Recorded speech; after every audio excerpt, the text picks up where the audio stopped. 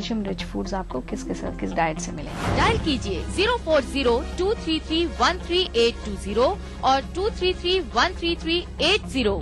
आदाब डॉक्टर, इस जुमेरात शाम 5 बजे सिर्फ ETV उर्दू पर।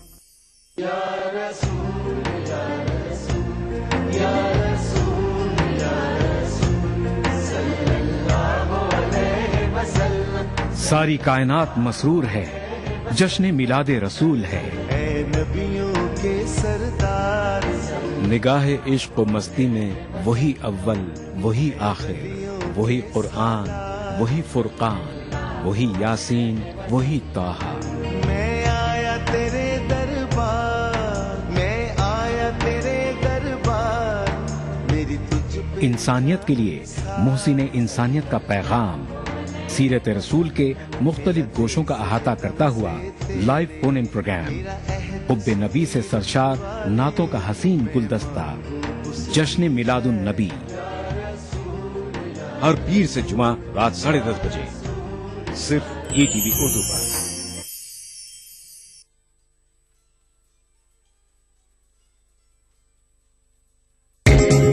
ETV उर्दू पर अगला प्रोग्राम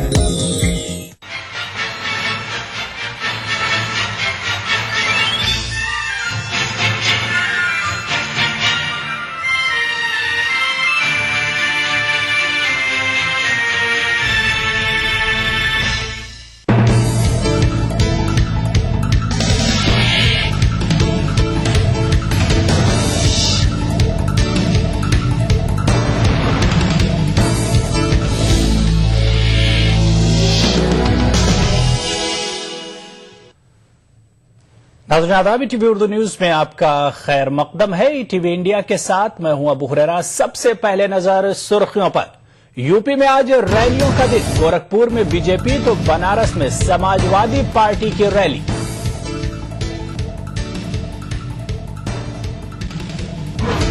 सोमनाथ भारती पर इस्तीफे का बढ़ता दबाव, दिल्ली कांग्रेस इकाई आज लेफ्टिनेंट गवर्नर से करेगी मुलाकात। खोबरागढ़ मामले के बाद हिंद अमरीकी वज़ीर खारजा की स्विट्जरलैंड में पहली मुलाकात, दोनों ममालिक ताल्लुकात बहाल करने पर कारबंद। मुज़ाकरात में शामी हुकूमत और अपोजिशन के बीच सख्त कलामी, बान की मून ने कहा कत्ल गारतगरी के खात्मे के लिए बातचीत का वक्त आ गया है। और ऑस्ट्रेलियन ओपन में खवातीन के दोनों सेमीफाइनल खेले जाएंगे आज।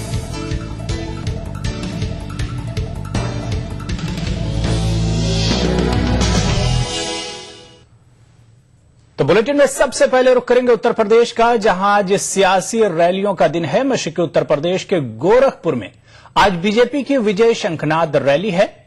बीजेपी के वज़ारत उज़्मा के उम्मीदवार नरेंद्र मोदी यहां चुनावी बिगुल बजाएंगे।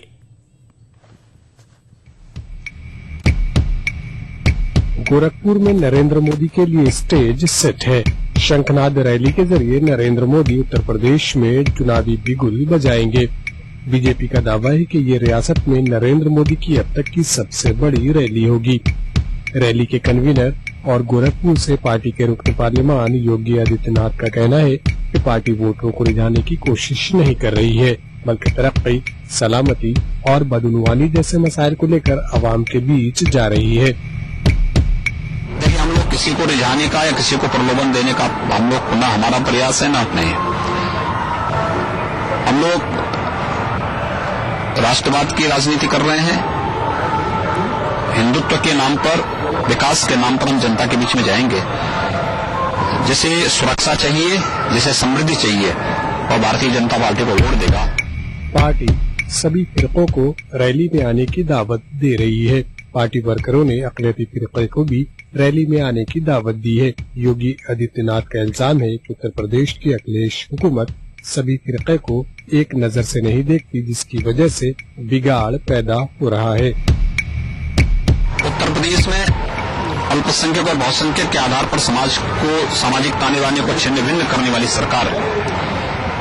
न यहाँ के लोगों के जीवन को बचा पा रही है और न जीविका को। और मुझे लगता है कि यह अनुभव गुजरात के तर्ज पर यहाँ के अल्पसंख्यकों की भी समझ में आ रही होगी, और इसलिए उन्होंने जो उत्साह दिखाया है, मैं इसके लिए उन्हें धन्यवाद देता हूँ। और हम विश्वास करते हैं कि राष्ट्रवाद की जो अलग है, ये घर घर और गांव गांव जाएगी और केंद्र में भारतीय जनता पार्टी नेतृत्व की सरकार बनकर के हम लोग देश को विकास की उस प्रतिमान में पहुंचाएंगे जिसका सपना देश के क्रांतिकारियों ने और देश की स्वतंत्रता सेनानियों ने देखा था। मशरकी उत्तर प्रदेश में मसाइल की कमी नहीं है। गोरखपुर में हर साल इंसेफेलाइटिस से कई जानें तल्फ होती हैं। गन्ना किसानों की और आजमगढ़ के बुनकरों की अपनी अलग परेशानियां हैं। उत्तर प्रदेश में लोकसभा की कुल 80 सीटें हैं और मशरकी उत्तर प्रदेश में 13 सीटें हैं। बीजेपी की निगाहें इस बार यहां अपनी टैली में इजाफा करने पर है।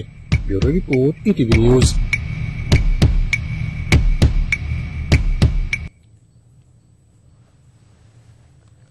उधर बनारस में आज समाजवादी पार्टी के देश बचाओ देश बनाओ रैली है। मुजफ्फरनगर फसादात के बाद अखिलेश हुकूमत की अवाम में मकबूलियत का ग्राफ मुसलसल गिर रहा है।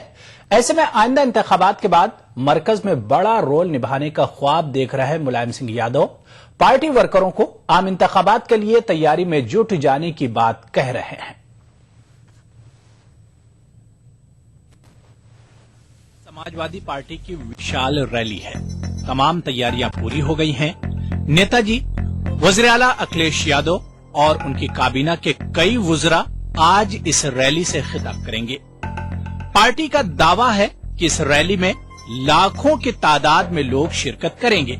रैली के पेश नजर हिफाजत के भी पुख्ता इंतजाम किए गए हैं। मुलायम सिंह यादव पार्टी लीडरों और वर्करों से आम इंतखाबात की तैयारियों में जुट जाने को कह चुके हैं। उधर रैली में शिरकत करने पहुंचे रियासती वजीर सेहत अहमद हसन का मानना है कि मुजफ्फरनगर फसादात के रोकथाम और मुतासिरीन के राहत बाज आबादकारी के लिए अखिलेश हुकूमत ने फौरी इकदाम किए। रियासती हुकूमत ने फसादात के जिम्मेदारों के खिलाफ भी कार्रवाई की जिसकी नजीर नहीं मिलती। उन्होंने मजीद कहा कि फसादात के रोकथाम और बाज आबादकारी के हवाले से रियासती हुकूमत पर लगाए जा रहे इल्जामात बेबुनियाद हैं। देश के अंदर ये पहला दंगा है जिसमें 400 आदमी आईपीसी के मर्डर केसेस में भेजे गए जेल। माननीय मुख्यमंत्री जी को बधाई देना चाहिए। भाई 400 लोग, 50,000 दंगे हुए हैं देश के अंदर, कांग्रेस के राज में, भाजपा के राज में और बहुजन समाज पार्टी के राज में। एक पे सजा नहीं हुई, न जेल गया। ये पहला मौका है कि इसमें 400 आदमी गए, दंगे को पूरी तरीके से कंट्रोल कर लिया गया। जो लोग दंगे में मारे गए हों, चाहे हिंदू हों चाहे मुसलमान हों, उनको 10 लाख रुपए दिए गए। नौजवान मुसलमान हमारी पार्टी के साथ खड़ा है। इससे जो फैलाया, जो दुष्प्रचार हो रहा है और जिस तरह से हम लोग सामना कर रहे हैं, आपसे मदद हम लोग मांग रहे हैं, पूरा प्रदेश खड़ा है। उधर आम इंतखाबात से कब्ल हो रही इस रैली में नेताजी पूर्वांचल को तोहफा दे सकते हैं। इम्कान है कि चंदौली, भदोही, गाजीपुर समेत दीगर अजला के लिए मुख्तलिफ मंसूबों का ऐलान किया जा सकता है। 1 जून 2013 में अखिलेश यादव ने चंदौली के लिए 200 करोड़ रुपए के मुख्तलिफ मंसूबों का ऐलान किया था। इसमें से 135 करोड़ के मंसूबों को हुकूमत हरी झंडी दिखा चुकी है। इसी रैली में 24 मंसूबों का संगे बुनियाद रखा जाएगा। सपा की तरफ से दावा किया गया है कि तकरीबन 10 लाख लोग रैली में मुलायम सिंह यादव और अखिलेश यादव को सुनने के लिए आएंगे। अब भीड़ 10 लाख की है तो सुरक्षा के भी पुख्ता इंतजाम किए गए हैं। 3 एसपी, 10 एडिशनल एसपी, 30 थानेदार और 300 दरोगा सहित 1800 कांस्टेबल रैली की सुरक्षा में लगाए गए हैं। 12 कंपनी पीएससी, 2 कंपनी आरएएफ भी तैनात की गई है। मुख्यमंत्री यहां तकरीबन 2 घंटे रुकेंगे, 11:30 बजे आएंगे और 1:30 बजे यहां से जाएंगे। इस दौरान वो 49 परियोजनाओं का लोकार्पण भी करेंगे। सपा की ये रैली तय करेगी कि पूर्वांचल में लोकसभा चुनाव में उसका परफॉर्मेंस कैसा रहेगा। कैमरामैन पंकज सिन्हा के साथ शरद दीक्षित, ईटीवी न्यूज, वाराणसी। यहां पर रुकेंगे छोटे से ब्रेक के लिए और ब्रेक के बाद कुछ और खबरों के साथ जल्द हाजिर होंगे। मिला स्किन क्रीम, इसको सिर्फ रात में इस्तेमाल करने से आपको मिले फेस प्रॉब्लम से आजादी। अब फेस प्रॉब्लम को कहिए बाय बाय। एली फार्मास्यूटिकल्स द्वारा बेहतर विदेशी निवेश के लिए 10 पॉइंट का एजेंडा। निवेश को किस तरह से री एनर्जाइज किया जाए। इन्वेस्टर और इंडस्ट्रियलिस्ट को हमें इन्हें वेलकम करना है। चादर में पैर उतना फैलाइए जितना चादर समाए। इस तरह बेलगाम खर्चे से आपका ग्रोथ रुकता है। बहुत जल्दी इसका ट्रैक्शन दिख सकता है। यहाँ पे निवेश को रीस्टार्ट करना है तो आपको फिस्कल डेफिसिट को कम करना ही पड़ेगा। अपनी स्मॉल स्केल इंडस्ट्रीज उनको रिवाइव करना चाहिए। निवेश जरूरी है। सरकार को सरकार की तरफ से नहीं देखना चाहिए, जनता की तरफ से देखना चाहिए। प्रधानमंत्री का एक शब्द है प्रधान, वो ना भूलें। जानिए कैसे बदलेगा Bharat. Change India, an agenda for the next prime minister. इन वक्त पर ETV उर्दू पर।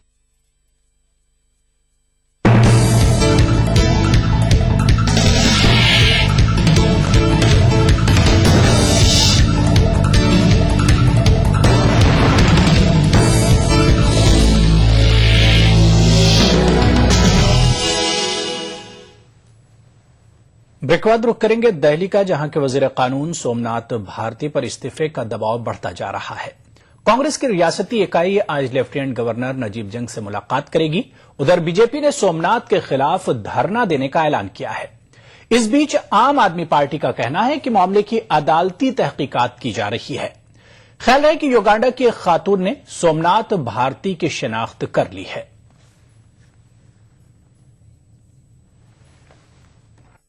सोमनाथ भारती की मुश्किलें आने वाले दिनों में बढ़ सकती हैं।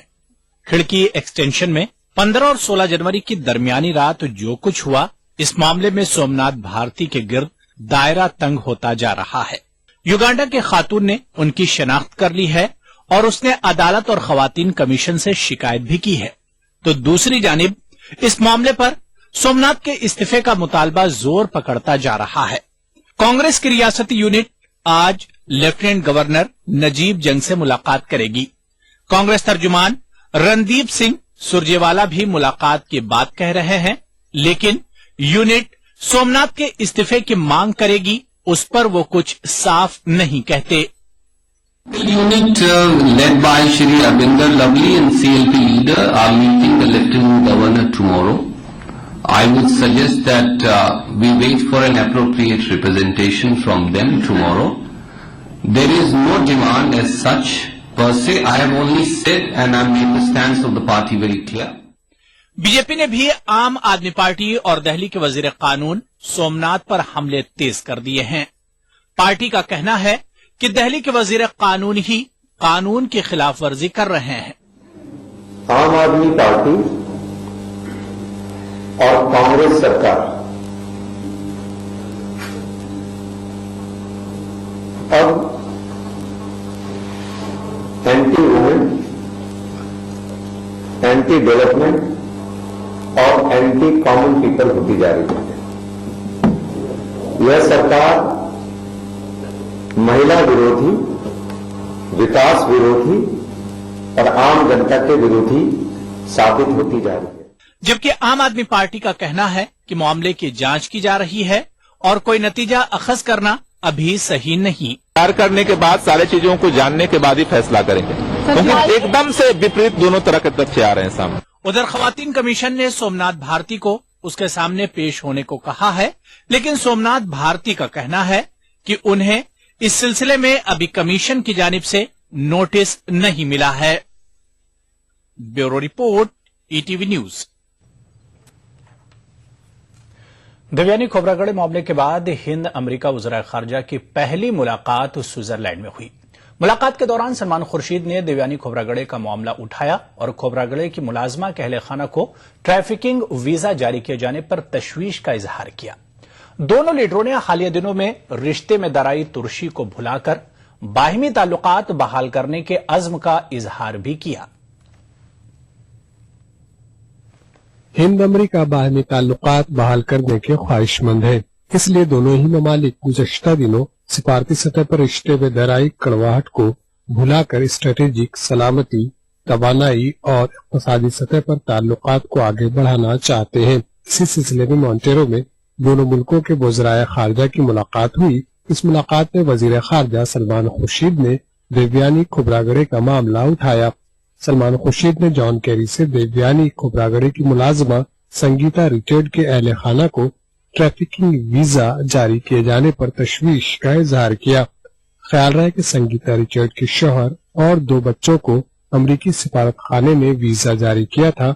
ये तीनों 10 दिसंबर को अमेरिका रवाना हुए थे और 12 दिसंबर को देवयानी को गिरफ्तार किया गया था, जिस पर बवाल मचा था। दोनों लीडरों ने सिफारतकारों के मुराद से जुड़े मसाइल के हल के लिए एक इदारे के क़याम की जरूरत पर जोर दिया है, ताकि बरवक्त इस तरह के मसले को मुकर्ररा मुद्दत में हल किया जा सके। हालांकि देवयानी को सिफारती इस्तिस्ना हासिल होने की वजह से हिंदुस्तान वापस आने की इजाजत मिल गई थी, लेकिन अमेरिका का कहना है कि देवयानी के खिलाफ केस जारी रहेगा। देवयानी पर वीजा जालसाजी और मुलाजमा को कम उजरत देने के इल्जामात हैं। Bureau report, ETV news. Andhra Pradesh के वजीर आला एन किरण कुमार रेड्डी ने तेलंगाना मसवदे पर कानून साज असेंबली में जारी बहस में हिस्सा लिया। उन्होंने बिल की शदीद मुखालिफत की। वजीर आला ने कहा कि रियासत की तकसीम से तीनों इलाकों को शदीद नुकसान पहुंचेगा। असेंबली में आज भी किरण कुमार रेड्डी बहस करेंगे।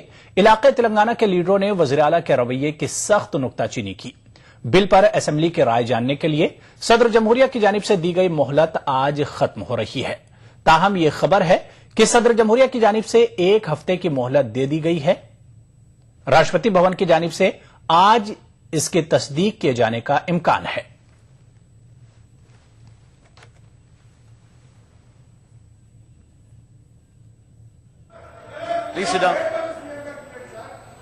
కొంచెం చరిత్ర తెలుసుకోండి. Why are you getting agitated అండి? అవునండి, when the leader of the house is speaking, he is the one who should eat.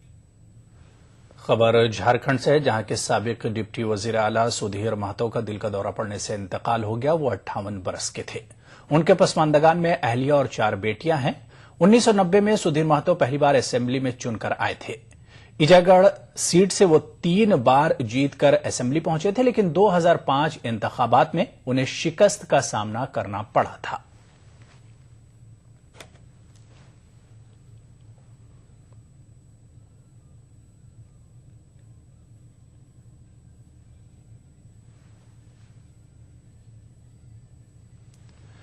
उधर तेलुगु फिल्मों के मारूफ अदाकार अक्किनेनी नागेश्वर राव की आज आखिरी रसूमात हैदराबाद में मुकम्मल सरकारी एजाजात के साथ अदा की जाएंगी। नागेश्वर राव ने तकरीबन 7 दशकों तक फिल्मों में काम किया है। उन्हें पद्म भूषण, दादा साहब फाल्के और कई अवार्ड हासिल हुए थे। उनके इंतकाल पर सदर जमहूरिया प्रणब मुखर्जी, वजीर आजम डॉक्टर मनमोहन सिंह, आंध्र प्रदेश के गवर्नर ESL नरसिम्हन, तमिलनाडु के गवर्नर रोशैया और आंध्र प्रदेश के वजीर आला किरण कुमार रेड्डी समेत कई लीडरों ने इजहार ताज़ियत किया है। इन नागेश्वर राव की कई फिल्में सुपरहिट हुई हैं, जिनमें काबिले जिक्र तेनाली रामकृष्णा, माया बाजार, देवदास और मिस अम्मा शामिल हैं।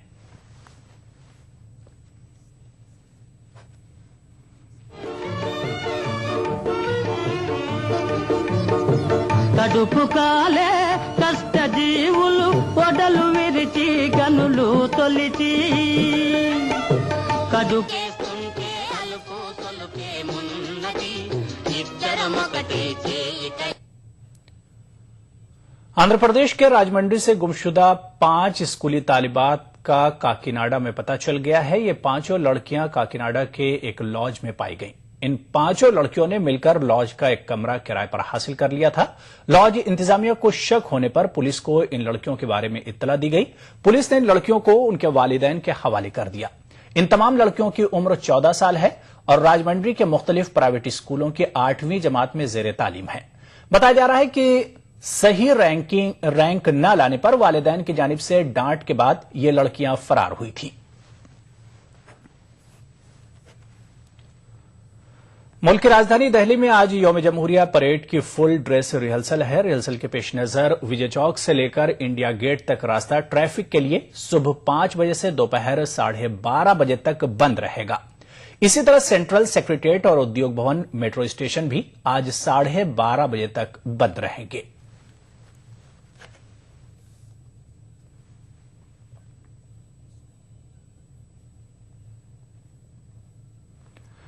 मरकजी हज कमेटी ने 2014 का हज एक्शन प्लान जारी कर दिया है। हज कमेटी के मुताबिक हज 2014 की अमली सरगर्मियों का आगाज 1 फरवरी से हो जाएगा और पहली हज फ्लाइट 27 अगस्त को रवाना होगी। रियासती हज कमेटियों ने इस ताल्लुक से तैयारियां भी शुरू कर दी हैं। मरकजी हज कमेटी के हज प्लान के मुताबिक 1 फरवरी से फार्म दाखिल करने का सिलसिला शुरू होगा।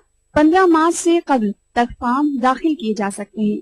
अप्रैल के दूसरे या तीसरे हफ्ते में कुरान अंदाजी होगी और कुरान में चुने गए आजमीन को मई के अवाखिर तक रकम की किस्त जमा करनी होगी। आजमीन का पहला काफिला 27 अगस्त को रवाना होने की उम्मीद है।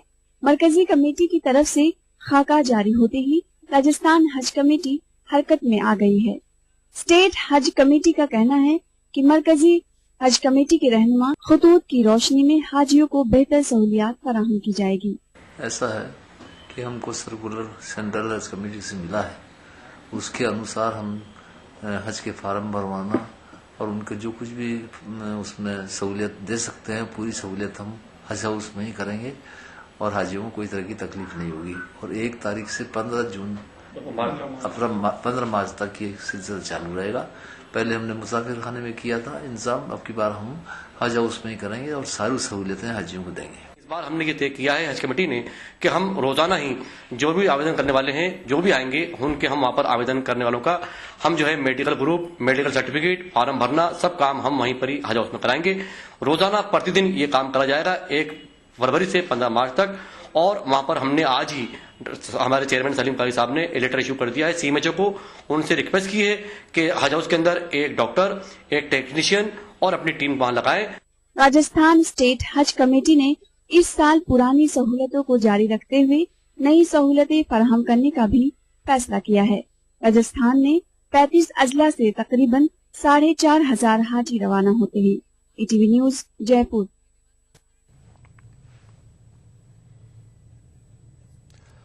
आगे बढ़ेंगे। रिलायंस फाउंडेशन मुल्क के नौजवानों में तालीम को फरोग देने में मसरूफ है। फाउंडेशन की जानिब से नौजवानों को तालीमी वज़ाइफ दिए जाते हैं।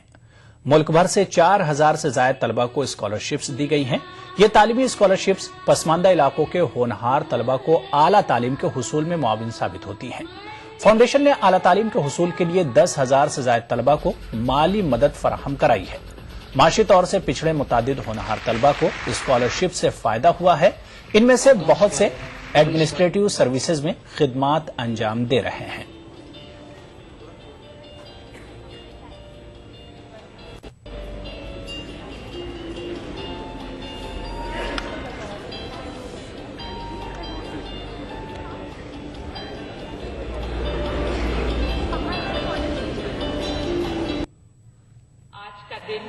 विशेष महत्व रखता है, न सिर्फ बच्चों के लिए बल्कि आपके लिए भी। आपकी ही प्रेरणा, मार्गदर्शन और प्रोत्साहन के कारण ही ये बच्चे सफलता की इस शिखर को छू सके हैं। मुझे आशा ही नहीं पूर्ण विश्वास है कि आगे चलकर भी ये बच्चे आपके दिए संस्कारों के कारण विभिन्न क्षेत्रों में एक नया मिसाल कायम करेंगे। साधारण ही नहीं असाधारण बनकर दिखाएंगे और अपने देश का नाम रोशन करेंगे।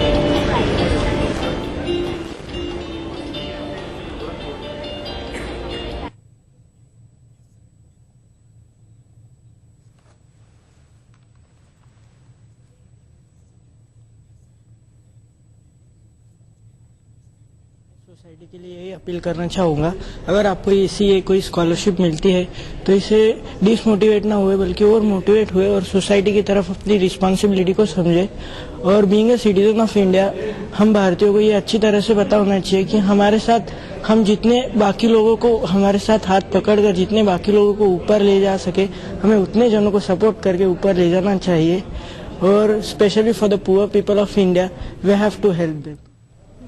कोस्टल एरिया है वहाँ, तो विलेज जैसा है, इतना डेवलपमेंट नहीं है, सिटी जैसा नहीं है, तो मैं वो डेवलप करने के लिए हेल्प करना चाहती हूँ। यहाँ पर रुकेंगे एक और छोटे से ब्रेक के लिए। हिंदुस्तान के मुसलमान एक हो जाए, किसी एक इश्यू के ऊपर एक हो जाए और उनकी आवाज को बुलंद किया जा सके, यानी मुस्लिम क़यादत का फुकदान जो है वो कहीं ना कहीं है। आप मानते हैं इस बात? एक हिंदुस्तान में जो इशू बना मुस्लिम्स में कि whether you are for Pakistan और यू आर अगेंस्ट पाकिस्तान, तो हर आदमी उसके साथ आइडेंटिफाई हो गया और उसी से क़यादत उभरती चली गई। मुस्लिम लीडरशिप का जो कहीं ना कहीं फुकदान है या कमी है, ये वाकई इससे जो है लोगों को परेशान होने वाली बात है, खासतौर से मुस्लिम तबके। मुसलमानों की लीडरशिप की बात की जाती है तो या तो मुलायम सिंह यादव की तरफ नजर जाती है, लालू प्रसाद यादव की तरफ नजर जाती है, या दूसरे जो लोग हैं उनकी तरफ जाती है। मुसलमान के नाम पर मुस्लिम कायद आज नहीं है। न सिर्फ मुस्लिम तबके में बल्कि दूसरे जो बिरादरियां हैं उनमें भी, या फिर जो दूसरे लोग हैं उनमें भी जो है कोई कायद नहीं है। जो लोग सियासी पार्टियों में मौजूद हैं वो सिर्फ अपने बॉसेस को खुश करने की बात करते हैं। हिंदुस्तान में मुस्लिम क़यादत का फुकदान। देखिए प्रोग्राम हमारे मसाइल जुमे की रात 8 बजे और इतवार दोपहर 2:30 बजे सिर्फ ETV उर्दू पर। मुल्क जहां खुसरो छे खुसरो। हजरत अमीर खुसरो को खिराज अकीदत। हैदराबाद में मुनक्किदा जश्न खुसरो जल्द आ रहा है सिर्फ ETV उर्दू पर।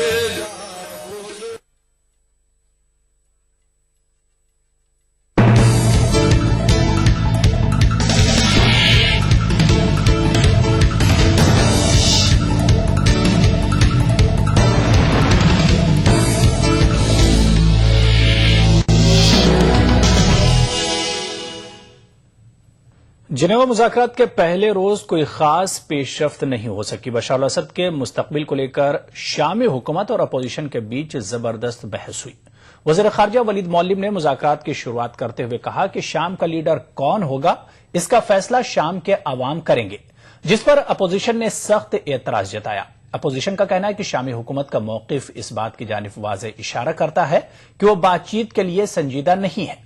दिन के अख्तिताम पर मीडिया से खिताब करते हुए सेक्रेटरी जनरल बान की मून ने कहा कि शाम के अवाम मुज़ाकरात को उम्मीद भर निगाहों से देख रहे हैं। बातचीत का मकसद वहां कत्ल गारतगरी का खात्मा करना है। उन्होंने मजीद कहा कि शामियों को अपने मुल्क को तबाही से बचाने के लिए पुरअमन राह इख्तियार करनी होगी। अक़वाम मुत्तहिदा में शाम के सफीर लख्दर इब्राहिमी आज फरीकैन से अलहदा बातचीत करेंगे।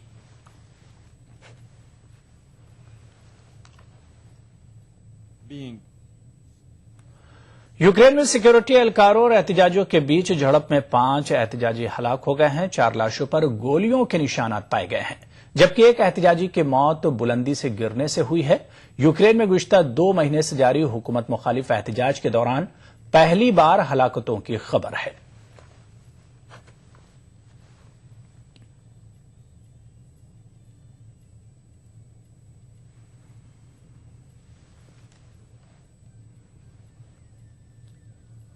उधर पाकिस्तान के सूबे खैबर पख्तूनख्वा के जिला चारसदा में हुए एक बम हमले में एक आम शहरी और 6 पुलिस एहलकार हलाक हो गए हैं। ये पुलिस एहलकार इंसदाद पोलियो मुहिम से मुंसलिक कारकुनों की हिफाजत पर मामूर थे। पाकिस्तान के सूबे खैबर पख्तूनख्वा के जिला चारसदा में पोलियो टीमों की हिफाजत पर मामूर पुलिस वैन पर हुए एक बम हमले में पुलिस एहलकारों समेत चंद अफराद हलाक और जख्मी हो गए हैं। पुलिस के मुताबिक यह हमला बुध की सुबह चारसदा में सरढेरी के मकाम पर बाजार के इलाके में पेश आया। चारसदा के जिला पुलिस सरबराह के मुताबिक पुलिस एहलकार पोलियो टीमों को सिक्योरिटी देने के लिए एक वैन में ड्यूटी पर जा रहे थे कि सड़क के किनारे नस्ब एक रिमोट कंट्रोल बम हमले का निशाना बन गए। धमाके में पुलिस वैन मुकम्मल तौर पर तबाह हो गई। जख्मियों को चारसदा सिविल अस्पताल मुंतकिल कर दिया गया। ताहम इस हमले में पोलियो टीमों का कोई कारकुन हलाक या जख्मी नहीं हुआ। जिला चारसदा में पिछले 2 दिनों में ये तीसरा बम हमला है। इससे पहले होने वाले धमाकों में 5 अफराद जख्मी हुए थे। कोई किसी किस्म की भी सिक्योरिटी हम लोगों के लिए नहीं है। हम लोग खुद, हमारे बंदे खुद इन बसों को सिक्योरिटी देने के लिए आते हैं। आज उनमें से भी कुछ लड़के चले गए, वो भी शहीद हुए हैं। कोई इमदादी टीम गवर्नमेंट की नहीं आती, कोई एम्बुलेंस सर्विसेज नहीं है गवर्नमेंट की अपनी तरफ से, ना ही लेवीज, ना पुलिस फोर्स, ना ही कोई किसी भी किस्म की कोई भी गवर्नमेंट हम लोगों को सपोर्ट नहीं कर रही है। पाकिस्तान में पीर को पोलियो मुहिम का आगाज हुआ था। खैबर पख्तूनख्वा के 3 अजला पेशावर, हरीपुर और चित्राल में बाज वजूहात की बिना पोलियो से बचाव की मुहिम को मुअख्खर कर दिया गया है। मंगल को कराची में पोलियो वर्करों पर हमला हुआ था।